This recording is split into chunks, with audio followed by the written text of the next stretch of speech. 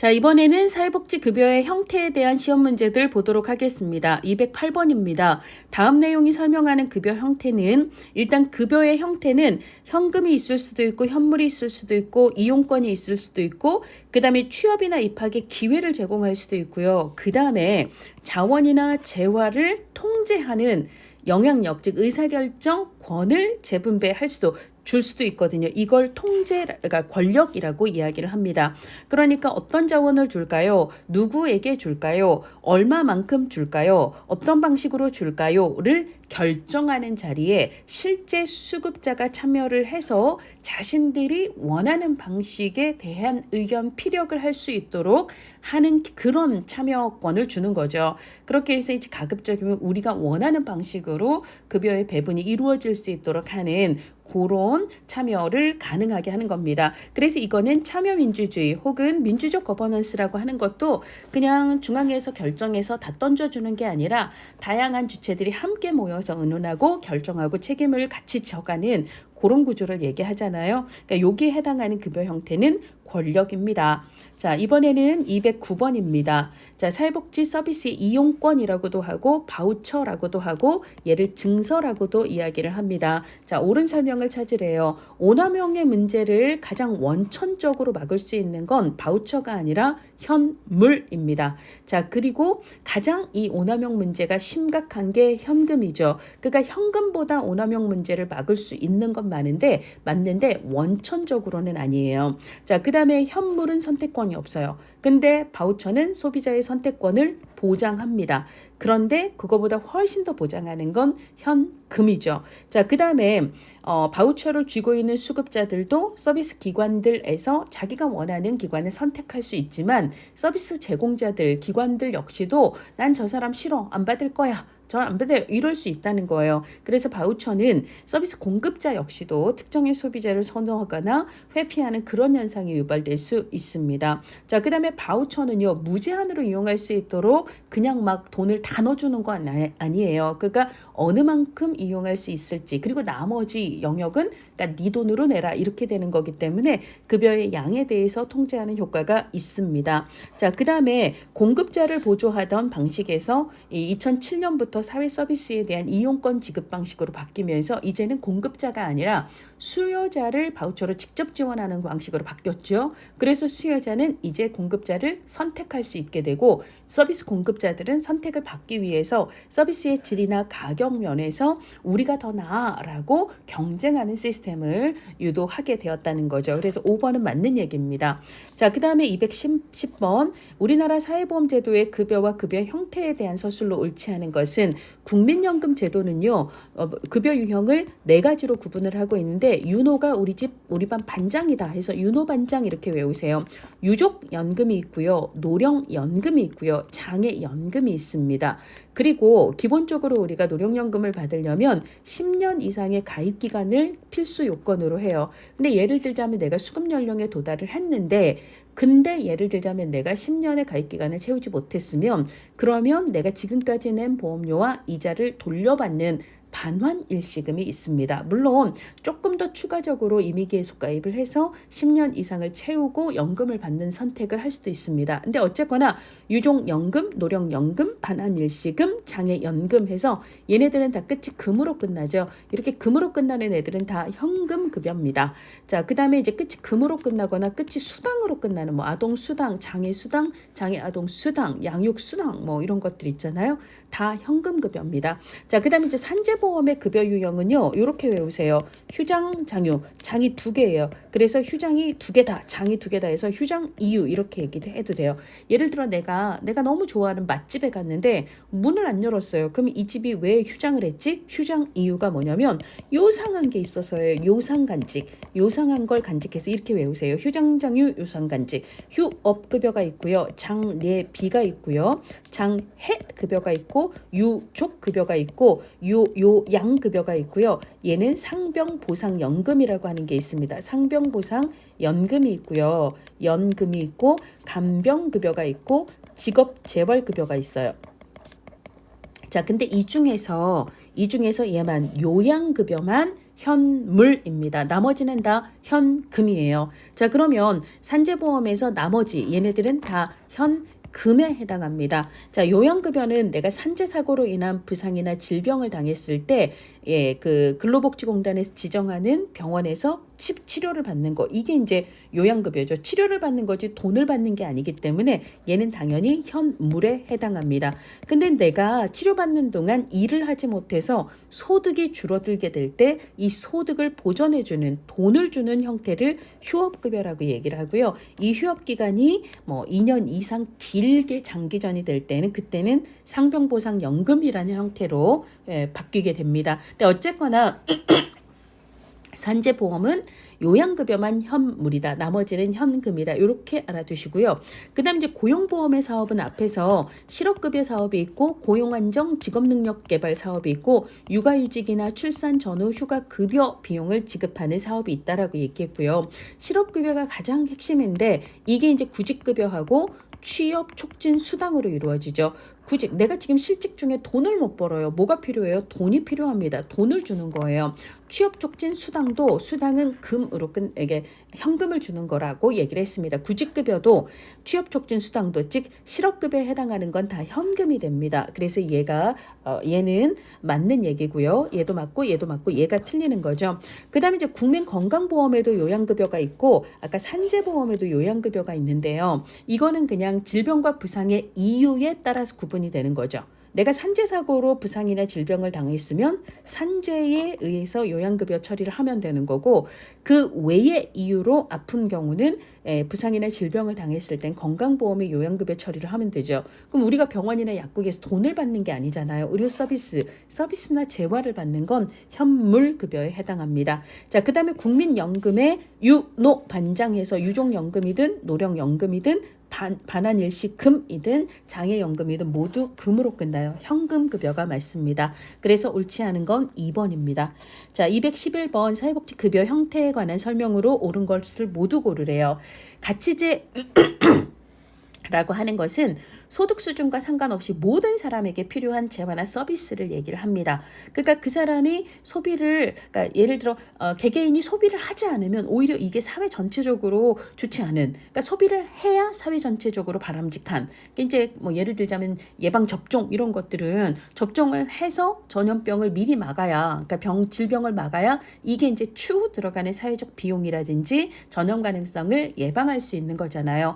그러니까 이제 다수의 사람들이 사용하는 게, 소비하는 게 사회적으로 더 가치가 있는 바람직한 요런 재화들로 뭐 교육이나 접종이나 뭐 혹은 식사 이런 거, 영양식 이런 거 있잖아요. 요런 것들을 이제 가치재, 누구나 필요로 하는 거라고 얘기를 합니다. 그러면 사실 접종을 받게 하고 그다음에 기본적인 영양을 섭취할 수 있도록 하고 이게 이제 기본이기 때문에 그러니까 이제 가치재의 경우는 현금을 주면 그게 아닌 용도로 사용이 되면서 정책 목표를 달성하기가 어려워지기 때문에 정책 목표를 달성할 수 있는 현물을 더 중시하게 되는 거죠. 그래서 현물을 가치재의 경우는 정책 목표의 실효성을 위해서 현물을 더 선호하게 됩니다. 자, 그 다음에 개인의 효용을 극대화시키려면 개인에게 자기가 좋아하는 걸 선택하도록 돈을 주는 방식이 가장 좋아요. 개인의 효용을 높이는 건 현금급여입니다. 근데 이제 사회 전체적인 효용 혹은 집합적인 효용을 얘기를 하는데요. 이거는 현금보다는 그 정책 목표의 테두리 안에서 선택권을 주는 바우처나 아니면 사회 전체적으로 바람직하다라고 생각되는 그 재화 자체를 주는 현물이 더 바람직하죠. 그러니까 개인의 효용보다 얘가 더, 이쪽이 더 우선이 된다면 현금보다는 바우처가 더 바람직하죠. 근데 현금급여가 더 바람직하다라고 얘기했으니 2번은 옳지 않습니다. 자, 3번 디귿, 긍정적인 차별은 적극적인 조치라고도 이야기를 하죠. 얘는요, 그러니까 교육 기회나 취업의 기회에서 사회적으로 계속 불평등한 위치에 있던 혹은 불리한 위치에 있던 집단에게 이들에게 뭘 주는 거예요? 취업의 기회, 교육의 기회를 주는 거잖아요. 그렇죠? 긍정적 차별은 지금까지 이들이 특정 영역에서 받아왔던 부정적인 차별을 보상하기 위한 방법입니다. 자, 그래서 디귿 맞고요. 저소득층을 위해서 소득세 면세해줄 혜택을 주는 거는 현금급여가 아닙니다. 현금은 말 그대로 돈을 주는 거거든요. 근데 얘는 돈을 주는 게 아니라 공제를 해주고 감면을 해주는 그런 방식이기 때문에 얘는 급여 형태에서 따질 게 아니라 재원 혹은 재정 방식에서 공공재정 중에 조세 지출이라는 거 있잖아요. 조세 지출 방식에 해당한다. 그래서 감면이나 공제는 거기에 해당하는 거지 돈 주는 현금급여는 아니다. 그래서 답은 2번이 되겠습니다. 자, 이번에는 212번입니다. 사회복지급여의 형태인 증서 혹은 바우처 혹은 이용권에 대한 설명으로 옳은 것은 가장 오남용 문제를 방지할 수 있는 원천적으로 봉쇄하는 건 현물입니다. 근데 그거에 비해서 증서는 오남용 가능성이 좀 있는 거고 현금은 훨씬 더 많은 거죠. 자, 그래서 조금 더 높다라고 얘기를 해야 합니다. 자, 그 다음에 증서는 수요자는 선택권을, 그 다음에 서비스 제공자는 서비스 질이나 가격을 놓고 경쟁을 한다라고 이야기를 했습니다. 근데 현물은요, 경쟁이라는 게 없죠. 선택권을 주는 게 아니기 때문에. 그래서 현물보다는 경쟁 유도에 유리하다라는 이 말이 옳습니다. 서비스 제공자 역시도 소비자를 선택하거나 회피하는 현상이 있다라고 말씀을 드렸고요. 자, 그 다음에 소비자 선택권이 가장 높은 건 현금입니다. 그러니까 어떤 것도 현금보다 선택권이 높지는 않아요. 관리 운영비가 많이 든다라는 것은 운영 효율성이 떨어진다라는 건데요. 목표 효율성은 높은데 운영 효율성이 떨어지는 건 뭐죠? 이건 현물입니다. 자, 근데 그 관리 운영비가 현물이 가장 운영 효율성이 떨어지거든요. 그러면 그러니까 증서나 혹은 현금은 현물보다는 운영 효율성이 높다라고 얘기를 해야 되거든요. 그러니까 관리 운영비를 절감할 수 있다. 이렇게 얘기를 해야 될 겁니다. 자, 213번 사회복지 급여 형태에 대해서 옳은 점은 선택권을 현금은 무제한으로 보장하는 장점이 있습니다. 그래서 1번은 틀렸고요. 대상 효율성은 목표 효율성과 같은 얘기예요. 자, 그러면 목표 효율성이 가장 높은 건 뭐죠? 현물입니다. 그래서 아예 목표 효율성이 높은 건 현물이다라고 알아두세요. 현물이 목표 효율성, 대상 효율성이 높습니다. 인간의 존엄성을 유지할 수 있는 건 선택권, 결정권을 부여하는 현금입니다. 자, 그러니까 취약하다가 아니라 유지하는데 유리하다라고 얘기를 해야 되고요. 자, 현물은요, 한꺼번에 구매, 한꺼번에 생산해서 나눠주는 방식이기 때문에 한꺼번에 규모에 한꺼번에 구입 생산하면 단가를 낮추는 비용 절감 효과가 있다라는 거죠. 그래서 취약하다가 아니라 유리하다라고 바꾸셔야 되고요. 자, 가장 소비자 선택권이 높은 건 현금입니다. 그러니까 증서는 현금보다는 소비자 선택권이 낮지만 현물보다는 높다라고 이야기를 해야 합니다. 자, 214번입니다. 정책의 급여 형태 중 기회에 관한 취업의 기회, 교육의 기회, 시험 응시의 기회를 제공하는 거거든요. 자, 근데 급여 결정과 그에 관련된 정책 결정에 참여하는 건 아까 권력, 의사 결정에 통제권을 준다라고 얘기를 했습니다. 자, 그 다음에 목표 효율성이 가장 높은 건 목표물 해서 현물이라고 이야기를 했습니다. 빈곤층 자녀도 대학에 입학할 수 있도록, 장애인도 고용될 수 있도록 하는 건 기회급여에 해당합니다. 일정 용도에 대해서 선택을 보장하는 건 증서 혹은 바우처 혹은 이용권이라고 얘기를 합니다. 자, 기회만 준다고 취약계층의 경제적 문제가 근본적으로 해결이 되나요? 그건 아니죠. 그래서 5번은 옳지가 않습니다. 자, 이번에는 215번입니다.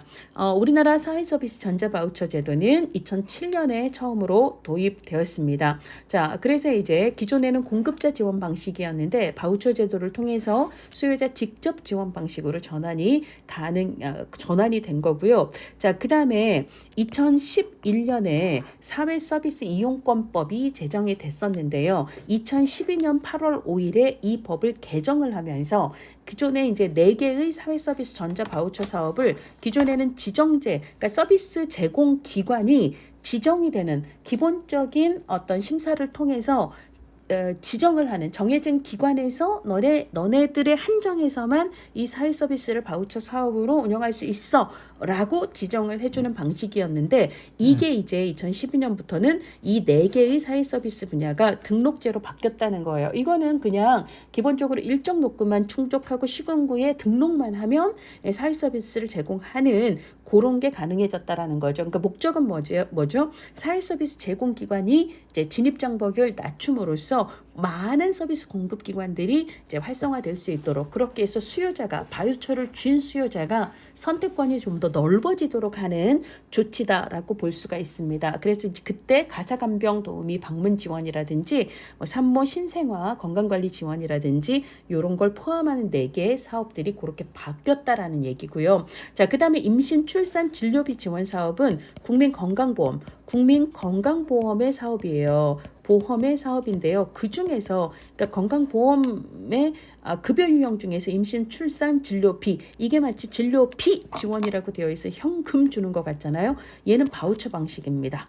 예, 그렇고요. 자, 그다음에 전자바우처 도입에 의한 지불 정산 업무가 어떻게 돼요? 전산화가 돼요. 우리가 그럼 왜 전산화를 하죠? 행정의 편의성을 위해서예요. 그러니까 사회서비스 행정부담이 그전보다 많이 심플해졌다, 간소화됐다라고 얘기해야지 대폭 증가했다라고 얘기하면 굳이 전산화를 할 필요가 없죠. 그래서 5번이 옳지 않습니다. 자, 216번 현금과 현물의 장단점에 대한 설명으로 옳지 않은 것은 현금은 선택권을 보장해요. 자, 그래서 이건 맞는 거고요. 현금은 사회복지기관 관리 운영비의 절감, 즉 운영효율성이 높다는 거죠. 그래서 이제 행정적인 편의를 가지고 올 수 있다. 그러니까 현금은 운영효율성이 높고요. 왜?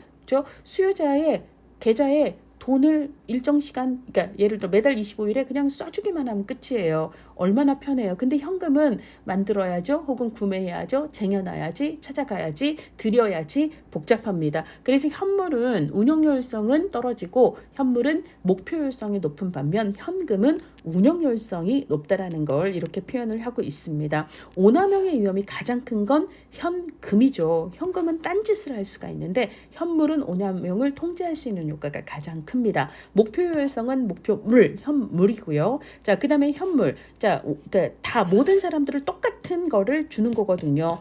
나는 이거 싫은데, 나는 이거 싫은데. 그래서 내가 실제로 원하는 것과 내가 현물로 받은 것 사이에 격차가 있을 수 있다. 이건 현물의 이제 단점이 되는 거고요. 현금은 본인이 원하는 걸 구매하는 방식이기 때문에 상대적으로 그런 괴리를 줄일 수 있다는 장점이 있겠습니다. 자, 217번 사회복지 급여의 하나인 증서에 관한 설명으로 옳지 않은 것은 목표 달성에 가장 효과적인 것은 현물입니다. 현물, 그 다음 증서, 그 다음 현금이에요. 그러니까 현금보다는 증서가 목표 달성에 효과적이고 증서보다는 현물이 더 효과적이고 이렇게 보시면 되겠습니다. 그래서 1번은 맞아요. 소비자 선택권이 가장 높은 건 현금입니다. 그리고 현금보다는 증서가 그 다음에 증서보다는 이제 현물이 선택권이 낮죠. 그러면 현물과 비교했을 때 증서는 소비자 선택권이 더 높다라고 이야기를 해야 합니다. 자, 그 다음에 바우처는요. 현물은 정해진 대로 주기 때문에 선택권 자체가 없어요. 그러니까 공급자가 경쟁할 이유도 없습니다. 근데 증서는 일정 용도 내에서는 선택권을 부여하는 방식이라 공급자가 경쟁을 하죠. 그러니까 현물보다는 경쟁 유도에 유리합니다. 자, 그리고 소비자도 선택하지만 공급자도 소비자를 자의적으로 선택하는 현상이 발생할 수 있다라고 얘기를 했고요. 자, 현금이나 혹은 증서처럼 선택권을 부여하는 경우 잘 선택해야 정책 목표의 실효성을 높일 수 있거든요. 그러려면 충분한 정보가 있어야 되거든요. 그러니까 현물은 어차피 그쪽에서 가장 적절한 걸 선택해서 주는 거기 때문에 그러면 내가 정보가 필요한 상황은 아니지만 현금이나 증서는 선택을 위해 충분한 정보가 있어야 되고 그리고 그 정보를 합리적으로 내가 판단할 수 있는 기본적인 능력이 있어야 이 정책의 실효성을 높일 수 있다는 거죠. 현물에 비해서 증서와 현금은 충분한 정보 조건이 이루어져야 한다. 이 말은 맞는 얘기죠. 자, 그 다음에 218번입니다. 사회보험제도의 급여와 급여 형태에 대한 설명으로 옳지 않은 것은 아까 이제 고용보험의 급여 유형은 실업급여가 있고 그 다음에 고용안정, 직업능력 개발 사업이 있고 육아휴직이나 출산 전후 휴가 급여를 제공하는 이런 사업이 있죠. 실업급여는 구직급여와 취업 촉진수당으로 이루어지는데 얘네들은 둘 다 현금 돈을 주는 거다라고 이야기를 했습니다. 그래서 1번이 옳지 않고요. 산재보험은 아까 휴장 이유, 휴장이 두 개예요. 휴장장이 되는 거죠. 그 다음에 요상간직 이렇게 외우라고 했습니다. 요상간직 외우라고 했고요. 이 중에 요양급여만 현물이다라고 이야기를 했습니다. 요양급여는 현물이고 나머지는 현금입니다. 자, 그래서 얘는 맞고요. 노인 장기요양보험에는 크게 세 가지 급여가 있습니다. 하나는 재가급여, 내가 집에 있고 그분이 우리 집에 와서 방문 요양, 방문 간호, 방문 목욕을 하거나 아니면 내가 우리 집에 살면서 낮 동안만 그 다음에 야간 동안만 혹은 며칠 동안만 그래서 주간보호, 야간보호, 단기보호만 받는 거 이런 것들 우리가 재가급여라고 얘기를 해요. 근데 내가 시설에 들어가서 급여를 받는 것은 시설급여라고 얘기를 하고요. 이 둘은 현물, 내가 돈을 받는 게 아니잖아요. 재화와 서비스를 받는 건 간병 서비스를 받는 건 현물에 해당합니다. 근데 특별한 사유가 인정이 될 때에는 현물이 아니라 현금을 드릴 수도 있는데요. 이것을 특별 현금급여라고 이야기를 합니다. 재가급여와 시설급여는 둘 다 현물급여가 맞습니다. 자, 국민연금은 유, 노, 반, 장 끝이 다 금으로 끝난다고 했어요. 유족연금, 노령연금, 반환일시금, 장애연금은 모두 다 현금입니다. 자, 국민건강보험에서 장애인 보조기기는요, 공단에서 필요한 장애인 보조기기를 직접 사서 일일이 주는 게 아니에요. 이거는 이제 필요한 보조기기가 다 사람마다 다르기 때문에 알아서 사고 일부 금액을 이제 공단에서 비용으로 주는 거거든요. 그러니까 얘는 현금급여에 해당합니다. 자, 219번 우리나라 사회복지제도의 급여 자격 조건에 관한 설명으로 옳은 것은 자, 소득 하위 수준 국민연금은요 사회보험이에요. 사회보험은 보편적인 제도이기 때문에 자산조사나 소득을 기준으로 급여를 지급하는 방식이 아닙니다. 그러면 하위 70%를 기준으로 자산조사를 통해서 하위소득자를 지급하는 건 뭐예요? 국민연금이 아니라 기초연금입니다. 자, 기초연금은 두 가지 요건이죠. 65세 이상이어야 하고 그 다음에 그 65세 전체 노인들 중에 하위소득 70%에 해당되면 받는 게 기초연금이거든요. 그래서 1번은 기초연금이라고 바꿔야 맞는 얘기입니다. 자, 노인 장기요양보험제도는 요양등급을, 그러니까 장기요양 등급을 총 6개 등급으로 판단을 합니다. 자, 그러니까 이때 요양등급의 판단은 전문적인 기준이 필요하기 때문에 진단적인 구분이 적용된다라고 말할 수 있습니다. 자, 아동수당은 전체 아동이 아니라 8세 미만 전체 아동이에요. 이 대상이 됩니다. 그래서 선별주의 제도가 아니고요. 일단 8세 미만이라도 인구학적 기준을 충족하기만 하면 그 이상의 자산조사를 따지지 않고 모두 다 지급하는 제도이기 때문에 얘는 보편주의 제도가 됩니다. 그 다음에 국기법에 부양의무자 조건을 계속 완화하고 있잖아요. 근데 어쨌거나 국기법이라는 게 저소득층을 지원하는 선별해서 지원하기 위해서 자산조사를 필요로 하는 제도이니까 얘는 대표적으로 선별주의 제도입니다. 장애인 연금은 우리가 국민의 긴 장기 이렇게 외우라고 했어요. 국민기초생활보장, 의료보험, 의료급여, 긴급복지지원, 장애인연금, 기초연금은 다 공공부조예요. 공공부조는 대표적인 선별적인 제도입니다. 모든 장애인 아니고요. 자, 첫 번째 18세 이상이어야 되고 그 중에서 두 번째는 모든 장애인 아니에요. 중증 장애인입니다. 중증 장애인이어야 되고요. 세 번째는 모든 18세 이상 중증 장애인 중에서도 하위소득 몇 프로? 여기서도 70% 이하에 해당이 돼야 받는 제도입니다. 자, 그 다음에 220번 사회복지급여 형태에 대한 설명으로 옳은 것은 자, 사회적 통제, 용도의 통제를 가장 강조하는 것은 현물입니다. 자, 결정권과 선택권을 가장 보장하는 것은 현금입니다. 자, 바우처는요 공급자가 아니라 수요자에게 지급하는 방식이고요. 기회를 제공하는 대표적인 프로그램으로 장애인에게도 취업의 기회를 보장하기 위해서 장애인 의무고용제가 있잖아요. 이게 기회 제공을 하는 가장 대표적인 프로그램입니다. 자, 그 다음에 소비자 선택권이 가장 높은 것은 현금, 그 다음에 바우처, 현물이에요. 그러니까 뒤로 갈수록 높아진다가 아니라 낮아진다라고 이야기를 해야 합니다. 자, 221번을 보시면은요. 급여 형태에 관한 설명으로 옳은 것을 모두 고르래요. 자, 현금은 선택의 자유를 합니다. 자, 보장합니다. 근데 통제를 부과하나요? 아니죠. 무제한의 선택권을 보장하기 때문에 용도를 넘어서는 선택을 통제할 수 없는 단점이 있습니다. 그래서 기억은 틀려요. 기억은 틀려요. 자, 그럼 니은을 건너뛰어도 되겠네요. 그렇죠? 그렇지만 한번 읽어봅시다. 집합적 선을 추구하는 건 현물이에요. 그러면 집합의 반대는 뭐죠? 개인이에요. 개인적 효용. 서로가 좋아하는 것을 각자 선택하도록 하자. 이게 이제 개인적 효용을 추구하는 건데 이 방식은 뭐죠? 개개인의 선택권을 보장하는 현금의 특징입니다. 자, 그래서 현물은 집합적 선, 사회적으로 뭔가 이게 바람직하다라고 하는 그거를 추구하는 거고, 그 다음에 이제 현금은 개인적 효용을 추구하는 거고. 자, 그래서 현물은 용도의 사용을 통제 방지하지만 운영 효율성이 많이 이렇게 떨어진다라는, 관리 비용이 많이 든다라는 그런 단점이 있죠. 그래서 니은은 맞습니다. 서비스는 우리가 서비스하고요. 서비스하고 재화 이 두 가지는, 그러니까 쌀을 주거나 도시락을 주거나 이건 재화고, 의료 서비스, 간병 서비스 이런 건 서비스죠. 얘네들을 다 묶어서 우리는 현물이라고 얘기를 해요. 그럼 현물은 용도를 통제할 수 있는 가능성이 크죠. 그래서 목적 외에 다른 용도로 사용하지 못하도록 통제하는 효과가 크기 때문에 디귿은 맞는 이야기입니다. 증서와 바우처는 일정 범위 내에서만 사용이 가능해요. 거기서만 이제 교환 가치를 가지기 때문에 내가 서비스를 이용하고 바우처로 결제를 할 수 있기 때문에 현물을 좋아하는 사람들은 집합주의자, 현금을 좋아하는 사람들은 개인적 효용을 강조하는 개인주의자인데요. 이들을 절충하는 중간 방식이 증서라서 둘 다 모두 선호한다. 이 말은 맞는 얘기입니다. 자, 그 다음에 기회는 재화와 자원을 통제할 수 있는 영향력을 의미하는 게 아니죠. 기회가 아니라 얘는 앞에서 우리 권력이라고 얘기를 했습니다. 의사결정권을 가질 수 있도록 하는 건 권력인 거죠. 자, 그래서 니은, 디귿, 리을만 맞는 얘기입니다.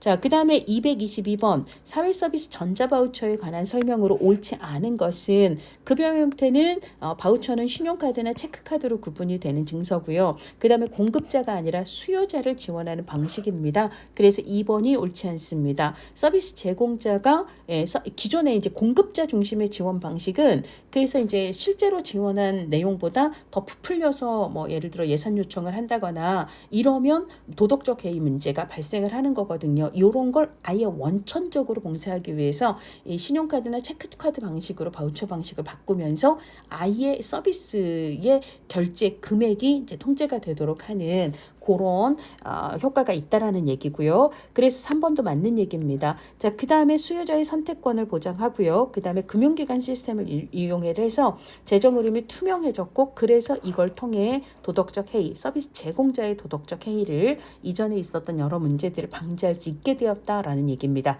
자, 223번 현물급여가 아닌 것은, 자, 산재보험에서는 요양급여만 현물급여라고 이야기를 했습니다. 고용보험에 상병급여라는 게 있는데 이게 뭐냐면 아까 이제 고용보험의 세 가지 사업 중에 실업급여가 있고 그 다음에 고용안정 직업능력 개발 사업이 있고, 그 다음에 이제 육아휴직이나 출산 전후 휴가 급여 지급 사업이 있잖아요. 근데 이제 실업급여의 사업에는 구직급여와 취업 촉진 수당이 있다라고 얘기를 했습니다. 그리고 둘 다 얘는 현금에 해당하는데, 이 구직급여라고 하는 것은 이 급여 현금을 받는 기간 동안 구직 활동을 열심히 해야 된다라는 조건이 붙는 거거든요. 근데 예를 들자면 내가 구직급여를 받는 그 기간 동안 하필이면 아파서 병이 나서 라든지 혹은 부상을 당해서 라든지 혹은 출산 등으로 인해서 내가 구직 활동을 하기가 어려운 경우 있잖아요. 그러면 구직 활동을 하지 못하는 상태에서 급여를 받아야 되기 때문에 이걸 구직급여라고 부르기는 좀 그래요. 그래서 그때는 상병급여라고 하고 급여의 형태, 급여의 내용은 실제로는 구직급여하고 같지만 그걸 부를 때는 상병급여라고 얘기를 합니다. 그러니까 얘도 결국은 돈 주는 거거든요. 그러니까 얘는 현금을 주는 겁니다. 자, 그 다음에 장기요양보험은 재가급여도 있고 시설급여도 있고 이 두 개는 다 현물급여라고 얘기를 했고요. 그 외에 플러스 특별한 사유가 인정이 될 때 특별히 현금도 드려요 해서 특별현금 급여라는 게 있다라고 얘기를 했습니다. 얘는 현금급여가 되는 거죠. 자, 그 다음에 국기법에는 아까 국기법의 급여 유형은 해주 교생의 장자, 의 장자 이렇게 외우라고 했습니다. 다 급여로 끝나요. 해상급여, 주거급여, 교육급여, 생계급여, 의료급여, 그 다음에 장제급여, 자활급여가 있는데요. 의료급여는 그야말로 의료적인 서비스를 제공을 하는 거니까 의료 서비스, 재화는 다 현물급여가 됩니다. 건강검진, 우리가 검진 받으러 가면 병원에서 돈 주는 게 아니라 검진 서비스를 주잖아요. 서비스는 현물급여입니다. 자, 224번을 보시면은요. 사회복지급여 형태 중 운영효율성이 가장 높은 건 현금이에요. 자, 근데 목표효율성이 가장 높은 건 목표물, 현물입니다. 그러니까 순서대로 나열하면 현금, 현물이니까 기억, 디귿을 찾으셔야 되는 거죠. 자, 그 다음에 225번 현물급여를 모두 고른 것은 재가급여, 노인장기요양에서 시설급여 얘는 둘 다 현물급여라고 했고요. 그 다음에 특별현금급여로 현금급여도 있다라고 말씀을 드렸습니다. 자, 그 다음에 산재보험에서는 그래서 얘는 현물급여가 맞고요. 산재보험에서는 요양급여만 휴장장유 기억나시죠? 휴장장유 요상간직 여기서 요양급여만 현물이라고 얘기를 했습니다. 건강보험에서 건강검진 받으러 가면 돈 받는 거 아니에요? 현물입니다. 근데 생계급여는요. 저 생계가 막막해요. 왜? 돈이 없어서. 그럼 뭘 줘야 돼요? 돈을 줘야 돼요. 국기법에서는 생계급여는 금전지급을 원칙으로 한다라고 얘기했어요. 즉 얘는 현금을 얘기합니다. 그래서 리을은 현금이고 나머지가 현물이 됩니다.